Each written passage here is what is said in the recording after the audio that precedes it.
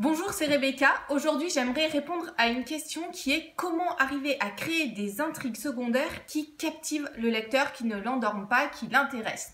Alors, pour répondre à cette question, on pourrait avoir plusieurs techniques. Moi, j'aimerais me concentrer sur une technique, vous parler d'une seule technique aujourd'hui, et puis on parlera peut-être que d'autres techniques dans d'autres vidéos. Cette technique, c'est de se concentrer sur les personnages qui accompagnent votre héros. Vous savez, dans votre histoire, en général, votre héros n'est pas seul. Il a des amis, des ennemis, des personnes qui l'entourent. Et si vous regardez ces personnages, si vous développez ces personnages, vous arriverez à trouver assez naturellement des intrigues secondaires pour votre roman. Alors, il y a des petites choses auxquelles il faut prêter attention si vous voulez avoir de bonnes intrigues secondaires, que ce ne soit pas simplement des personnages qui soient un petit peu potiches à côté de votre héros. Et la première de ces choses, c'est de regarder, de leur donner un objectif et de regarder un objectif qui soit un petit peu différent de celui de votre héros pour que simplement ça introduise plus de variations dans votre histoire et que votre lecteur ne s'ennuie pas en ayant quelque chose de plat ou qui soit semblable à ce qui se passe pour votre héros. Alors comment faire pour ça? En général, si on veut mettre du suspense dans un roman, on peut se baser sur 3 éléments. Le suspense peut venir de 3 types de morts en fait auxquels peut être confronté votre héros s'il ne réussit pas. Alors le premier type de mort, ça peut être une mort physique. Voilà, votre héros est poursuivi, son ennemi cherche à le tuer physiquement. Voilà, ça c'est la première chose.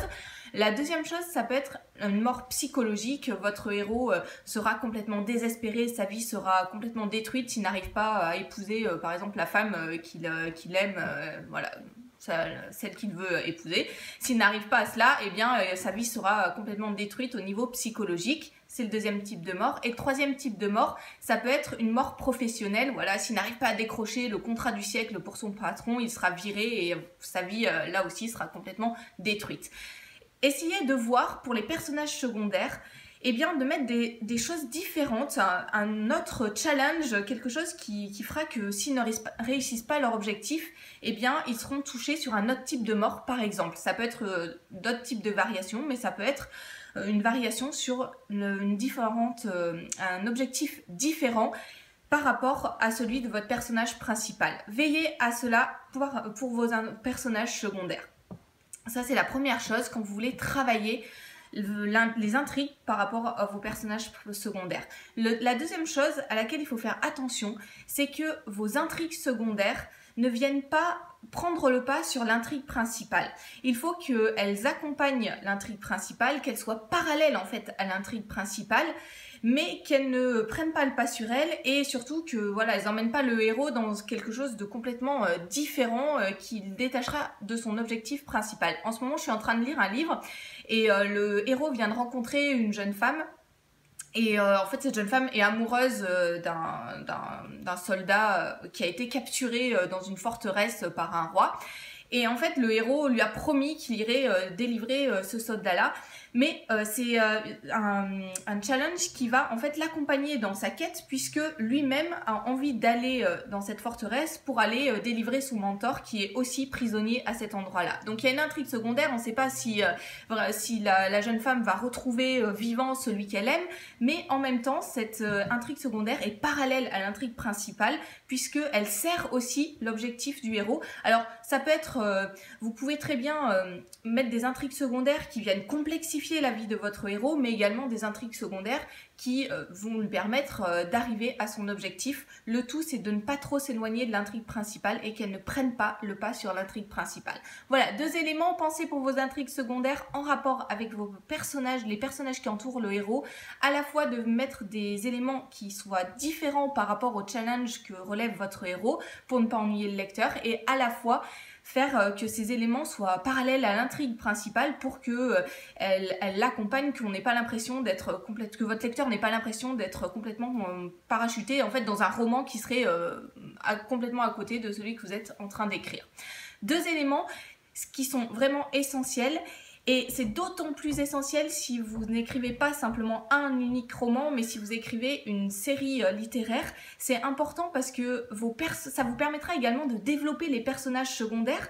Si vous écrivez une série, votre lecteur a envie d'être projeté davantage dans l'histoire, dans ce qui va se passer par rapport aussi aux personnages secondaires, il a envie de les connaître, et le fait de mettre des intrigues secondaires à l'aide de ces personnages, ça va vous aider à développer votre univers et les personnages qui agissent dans cet univers-là. Donc c'est particulièrement important. Pour aller plus loin sur toutes ces questions, il y a d'autres techniques, d'autres choses qui sont importantes, notamment voilà, si vous écrivez une série littéraire. J'ai préparé une formation à ce sujet-là. Et je trouve que ce qui est intéressant, c'est aussi d'aller voir les techniques qu'on peut reprendre dans les séries télévisées, parce que simplement une série télévisée, ça demande un épisode, ça suffit pas, il faut que les spectateurs aient envie d'aller voir les épisodes suivants. Donc j'ai préparé une formation à ce sujet-là sur 4 étapes qui sont importantes pour écrire une série littéraire. On reparlera notamment des personnages du héros, des personnages, des lieux, du contexte, et puis de comment bâtir une intrigue. J'ai préparé une formation qui sort jeudi et vous pouvez dès à présent réserver votre place encore à tarif préférentiel en cliquant sur le lien qui s'affiche. Donc pensez à ça, pensez à développer des intrigues secondaires, notamment si vous écrivez des séries littéraires. Pensez à vous appuyer sur les personnages qui entourent le héros en choisissant un objectif pour chacun, en mettant cet objectif, un objectif un petit peu différent de celui du héros pour ne pas ennuyer le lecteur, mais en même temps en ayant un objectif qui soit parallèle à l'intrigue principale pour ne pas vous détacher de cette intrigue. Faites attention aussi à ne pas prendre le pas, que les intrigues secondaires ne prennent pas le pas sur l'intrigue principale. Voilà, ce sera tout pour cette vidéo, mais je vous dis à très bientôt pour traiter une prochaine question.